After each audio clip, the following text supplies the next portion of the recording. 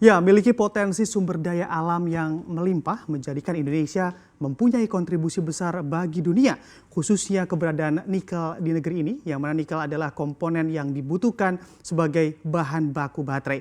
Atas hal ini, perusahaan otomotif dan penyimpanan energi asal Amerika Serikat, besutan Elon Musk, yakni Tesla juga bersiap untuk masuk ke Indonesia karena ketertarikannya untuk membangun pabrik di Republik ini. Seperti apa? Selengkapnya akan kita ulas bersama di rencana besar RI jadi Raja Baterai Dunia. Ya, di sini kabar baik memang datang dari sektor manufaktur industri otomotif Indonesia, yang mana salah satu pemain besar mobil listrik dunia, yakni Tesla, ungkapkan ketertarikannya untuk membangun pabrik di negeri ini. Hal tersebut juga telah dikonfirmasi oleh Menteri Koordinator Bidang Kemaritiman dan Investasi Luhut Binsar Panjaitan, yang mana mempublikasi bahwa pihaknya telah berkomunikasi dengan Tesla terkait pabrik yang akan dibangun di Indonesia. Dalam pernyataannya, Menko Luhut menyebut bahwa saya ingin sampaikan lagi peminat investasi ke Indonesia banyak.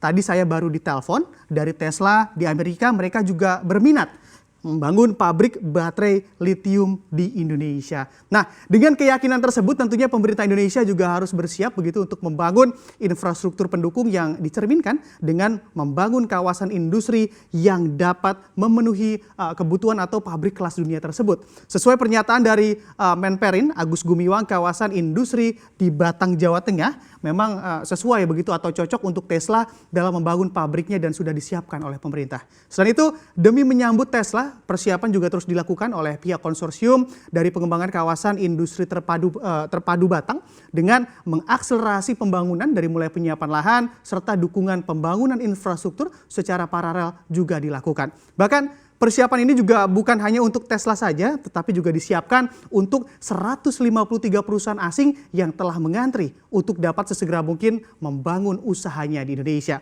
Pertanyaannya adalah, apa pertimbangan Tesla dalam rencananya membangun pabrik di Indonesia ini? Nah, tentu saja sangat mudah untuk menjawabnya. Indonesia dengan cadangan nikel yang melimpah merupakan memang membuat Tesla melihat peluang besar dalam membangun pabriknya karena Indonesia memiliki bahan baku yang perusahaan tersebut butuhkan begitu. Dan juga merujuk pada data yang dipublikasi Kementerian ISDM, cadangan nikel di Indonesia mencapai 3,57 miliar ton dengan sumber daya mencapai 9,31 miliar ton jumlahnya. Dan juga atas angka tersebut jelas sudah Indonesia juga pede begitu untuk jajaki industri baterai, bahkan jadi raja baterai dunia. Dan ternyata fakta juga membuktikan bahwa bukan hanya Tesla begitu yang naksir untuk membangun pabrik baterai di Indonesia, namun beberapa perusahaan asing dan juga tentunya holding BUMN atau barisan perusahaan plat merah juga sudah ancang-ancang membangun pabrik baterai di negeri ini. Seperti apa bisa kita lihat di slide selanjutnya.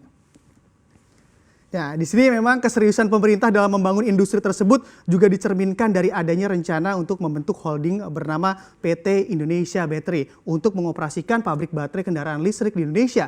Dalam holding tersebut nantinya juga akan diisi oleh sejumlah nama perusahaan plat merah atau BUMN guna menjadi bagian di dalamnya. Nah, memang hal tersebut juga sesuai dengan tujuan Menteri BUMN Erick Thohir yang menginginkan bahwa BUMN tidak boleh ketinggalan dalam pengembangan baterai untuk kendaraan di Indonesia. Dan kini sejumlah BUMN yang mendapat arahan dari Menteri Erick Thohir dalam membangun industri baterai, yakni PT Aneka Tambang atau Antam, yang dipublikasi akan menjadi pemimpin holding untuk mewakili Inalum. Lalu juga terdapat PT Pertamina Persero yang mana memang lalu selanjutnya ada PT PLN juga begitu. Dan ketiganya dalam holding tersebut akan berkolaborasi dalam pembuatan baterai dari hulu hingga ke hilir, dan hal itu juga sesuai dengan pernyataan Oryas Petrus Budak selaku CEO Mind ID yang memang berkata bahwa di hulu ada Antam, yang intermediate ada Pertamina atau di tengah-tengah, di hilir ada PLN, dan sekarang lagi diproses itu nanti ada di Indonesia Battery.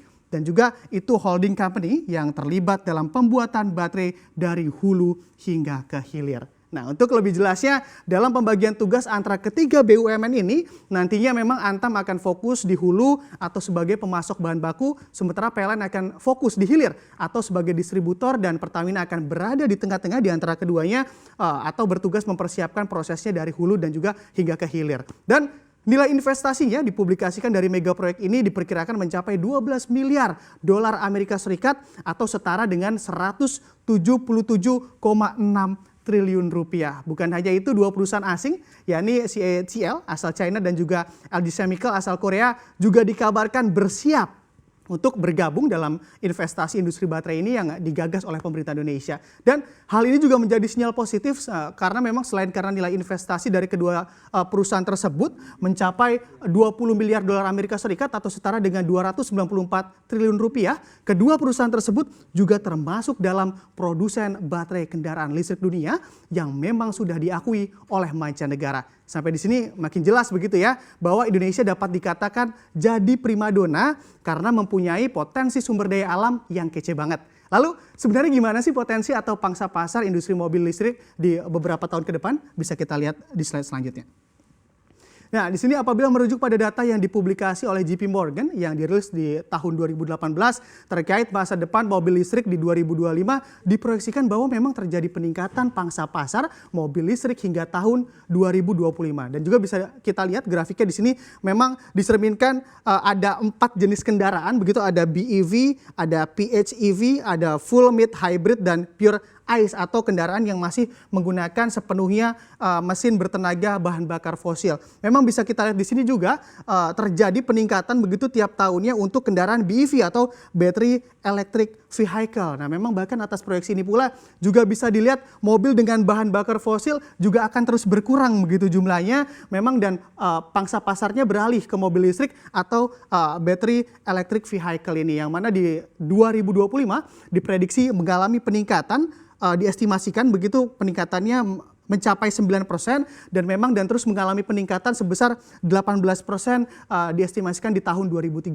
Dan dari proyeksi yang dirilis oleh JP Morgan jelas sudah dan menjawab berbagai pertanyaan tentang mengapa kini Indonesia jadi sasaran perusahaan dunia untuk membangun industri baterai sebagai daya penggerak mobil listrik. Namun perlu diperhatikan pula dengan keberadaan mobil listrik. Nah, memang ini tentunya Indonesia juga memerlukan pasokan energi dalam jumlah yang besar nantinya. Karena kebutuhan konsumsi listrik juga akan menjadi besar untuk memberi daya dalam menggunakan mobil listrik. Nah, memang bahkan di sejumlah negara maju yang telah menggunakan mobil listrik terlebih dahulu juga menyiapkan pembangkit listrik tenaga nuklir atau PLTN guna memenuhi kebutuhan pasokan listrik yang besar. Dan juga selain itu Indonesia juga belum memiliki teknologi begitu daur ulang baterai yang memang hingga saat ini teknologi tersebut hanya dimiliki oleh Belgia saja. Nah, hal ini juga perlu dipikirkan karena apabila ke depan makin banyak masyarakat yang menggunakan mobil listrik dengan tenaga baterai, tentunya limbah baterai juga menjadi sangat banyak dan kandungan di dalamnya diketahui juga berbahaya bagi